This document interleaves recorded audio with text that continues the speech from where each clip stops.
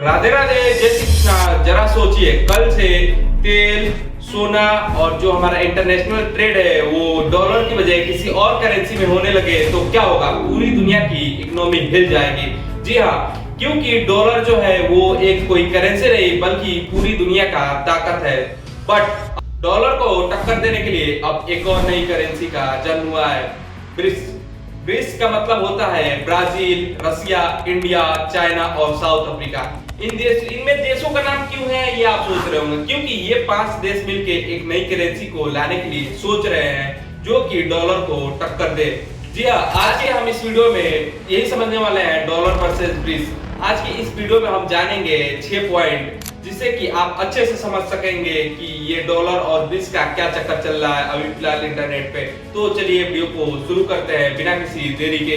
पहला पार्ट, इस पार्ट में हम जानेंगे कि डॉलर पे आखिर पूरी दुनिया डिपेंडेंट ही क्यों है, क्यों नहीं वो अपनी करेंसी को यूज करता। बट यहीं पे एक ट्विस्ट आता है, डॉलर मींस जो होता है वो एक करेंसी नहीं बल्कि पूरी दुनिया की करेंसी बन चुकी है। कोई भी देश डॉलर में पेमेंट करना चाहता है और डॉलर में रिसीव करना चाहता है। अब इसे हम एक एग्जांपल से समझते हैं कि डॉलर आखिर इतना इंपॉर्टेंट क्यों बन जाता है।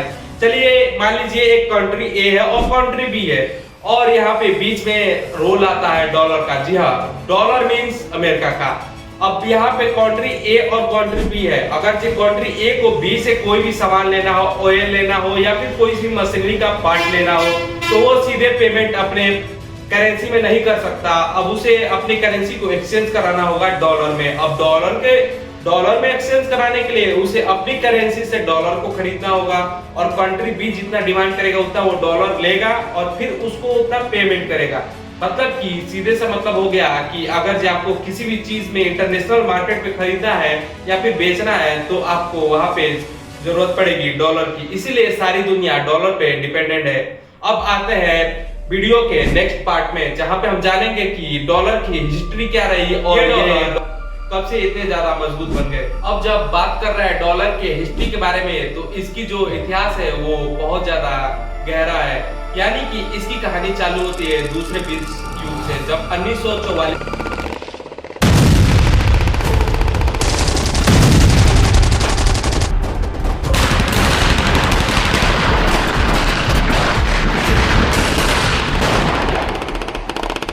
में पूरे देश बर्बाद हो चुके थे। यूरोप तबाह था, एशिया बर्बाद था। उस समय एक ही देश बचा था जिसकी इकोनॉमी बहुत मजबूती से खड़ी हुई थी, वो था अमेरिका।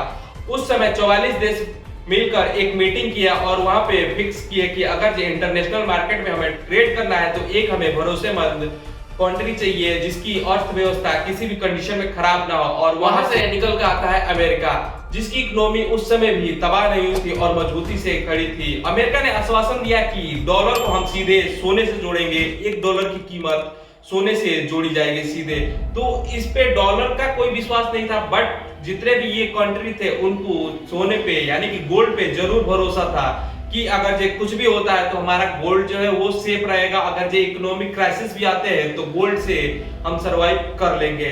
तो वहां से डॉलर की कीमत और बढ़ गई और डॉलर ताकत पे वहां से आना चालू हो गया। अब यहीं पे कहानी खत्म नहीं होती मेरे दोस्त। 1944 से 1971 आते आते सारी चीजें सही से चल रही थी। बट जैसे ही रिचर्ड निक्सन पावर में आए और वहां के राष्ट्रपति बने तो उन्होंने डॉलर का कनेक्शन सीधे सोने से हटाकर अमेरिका की इकोनॉमी और अमेरिका के पॉलिटिक्स पे लाकर टिका दिया।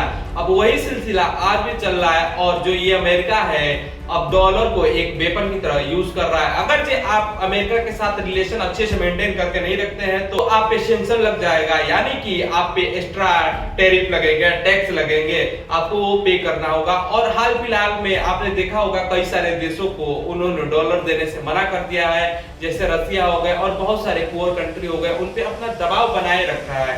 अब यहीं से डॉलर की बर्बादी की कहानी चालू होती है। अब आता है वीडियो के अगले पार्ट में ब्रिक्स। आखिर ब्रिक्स होता क्या है? ब्रिक्स 5 देशों के समूह को कहा जाता है, Brazil, Russia, India, China and South Africa. ये 5 देश मिलकर एक ग्रुप बनाते हैं जिन्हें ब्रिक्स कहा जाता है। जब डॉलर ने अपना थोड़ा पावर दिखाया और लोगों को दबाना चालू किया तो यहीं से एंट्री होती है इन 5 देशों की। शुरू में तो 4 देश थे और 2009 में इन्होंने मिला और मीटिंग किया और इसी सारी समस्याओं पे बात किया और फिर उन्होंने समाधान निकाला कि अगर जी एक ही करेंसी है तो यहाँ पे जो डॉलर है यानी कि अमेरिका का जो करेंसी है वो किसी भी देश पे आराम से दबाव बना सकता है और किसी भी देश से अपना जो भी कार्य आराम से निकलवा सकता है, उसे एक वेपन की तरह यूज करके। तो अब शुरू में तो ये 4 देश थे, लेकिन अब आगे चल के धीरे धीरे इसमें से साउथ अफ्रीका भी जुड़ गया। और ये बात आपको जान के हैरानी होगी कि इन 5 देशों में ही दुनिया की 40% आबादी रहती है और पूरी दुनिया की इकोनॉमी का 25% इन्हीं 5 देशों पे टिका है। यानी कि अगर ये कुछ भी करते हैं तो पूरे देश की इकोनॉमी जरूर हिल जाएगी। बस इसी बात का फायदा उठाकर ब्रज ने अपना नए करेंसी को लॉन्च करने का एक प्रोग्राम बनाया है। अब आप बोलेंगे कि ब्रज तो अभी मार्केट में दिख ही नहीं रहा जैसे डॉलर चलता है करेंसी, बट इनकी एक अच्छी उपलब्धि कह सकते हैं कि इन्होंने न्यू डेवलपमेंट बैंक बनाया और उसी बैंक के थ्रू ये अपना करेंसी को लॉन्च करना चाहते हैं। जी हाँ, ब्रज करेंसी। इसे ब्रज करेंसी मतलब कि आप ये कह सकते हैं कि ये सेकेंडरी ऑप्शन हो सकता है जिन्हें डॉलर से बैन कर दिया गया हो या डॉलर से दिक्कत हो, तो ये ब्रज का यूज कर सकता है। ये हमारा जो करेंसी है वो पूरे दुनिया में एक्सेप्ट किया जाएगा और ट्रांजैक्शन किया जाएगा। अब आते हैं वीडियो के अगले पार्ट में। अगर जब ब्रिक्स करेंसी लॉन्च होती है तो इससे इंडिया और ग्लोबल इंपैक्ट क्या पड़ेगा।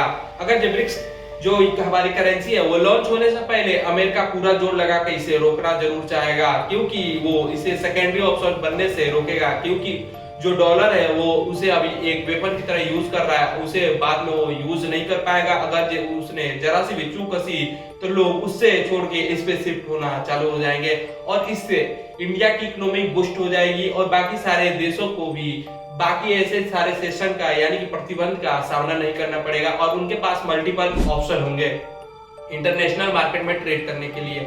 अगर से आप हमें डॉलर नहीं दे रहे हो तो कोई दिक्कत नहीं, हम ब्रिक्स करेंसी से ट्रेड कर लेंगे, उनके पास मल्टीपल ऑप्शन बने रहेंगे। अब आते हैं हम अगले वीडियो के पॉइंट पे। इन दोनों की पॉजिटिव और निगेटिव साइड को देख लेते हैं। पहले देखते हैं डॉलर का। डॉलर पहले से ही चला आ रहा है, लोगों का विश्वास है और अगर जो कुछ भी होता है ग्लोबल इंपैक्ट नहीं पड़ता है, बट डॉलर वैसे के वैसा रह जाता है क्योंकि अमेरिका एक स्ट्रॉन्ग इकोनॉमिकल देश है और इसी कारण लोगों को डॉलर पे ज्यादा भरोसा है। अब इसके नेगेटिव पॉइंट भी देख लेते हैं डॉलर के। डॉलर के नेगेटिव पॉइंट ये है कि कोई भी देश अगर जो किसी दूसरे देश से उलझ रहा है तो बीच में अमेरिका जरूर पड़ता है और एक ना एक देश पे किसी ना किसी देश पे उस पे सेशन जरूर लगाता है, यानी कि उसे प्रतिबंधित जरूर कर देता है और टैरिफ पे टैरिफ लगाया जाता है। जी हाँ, और ऐसा तो है नहीं कि वो टैरिफ लगा रहा है तो उससे मतलब नहीं है। अगर जो ग्लोबल मार्केट में हमें रहना है, इंटरनेशनल मार्केट में रहना है तो हमें तो डॉलर की जरूरत पड़ेगी। अब उसे जितना टैक्स चाहिए वो भी देना पड़ेगा। अब इसमें यह है कि लोगों के पास और ज्यादा ऑप्शन नहीं बन पा रहे हैं। अब आते हैं ब्रज। ये करेंसी जो है 5 देश मिलकर बनाए हैं, यानी कि ये एक कोई देश जाके भी किसी देश को प्रतिबंधित नहीं कर सकता। वो अगर जो किसी की थोड़ी सी भी अगर जो दुश्मनी भी होती है उस पे उसके करेंसी पे कोई असर नहीं पड़ने वाला। जितना सबको टैक्स पे करना है उतना आपको भी पे करना है और ये 5 देशों का समूह है और इस पे लोगों का भरोसा ज्यादा बनेगा क्योंकि ये 5 देशों के इकोनॉमिक पे टिके रहेगा। अब इसके एक निगेटिव पॉइंट तो भी देख लेते हैं। ब्रज अभी एक सोच है, 5 समूह मतलब कि 5 जो देश है इसे बिल का अभी लॉन्च करने वाले हैं, अभी लॉन्च हुआ नहीं है और लॉन्च होने से पहले इसमें बहुत सारी प्रक्रियाएं हैं और बहुत सारी दुविधाएं आएंगी, जिससे कि इसमें थोड़े मोड़े चेंजेस तो जरूरी हो जाएंगे। But by the way last में यही हमारे पास हो जाएगा कि हमारे पास मल्टीपल ऑप्शन आ जाएंगे ग्लोबल मार्केट में ट्रेड करने के लिए और इंटरनेशनल में ट्रेड करने के लिए। आप क्या सोचते हैं नीचे कमेंट बॉक्स में अपना ओपिनियन जरूर बताएं। क्या ब्रज को लॉन्च होना चाहिए या नहीं लॉन्च होना चाहिए, अपना ओपिनियन जरूर नीचे देखा जाए और हमारे चैनल को सब्सक्राइब करें। तब तक के लिए राधे राधे, जय श्री कृष्ण।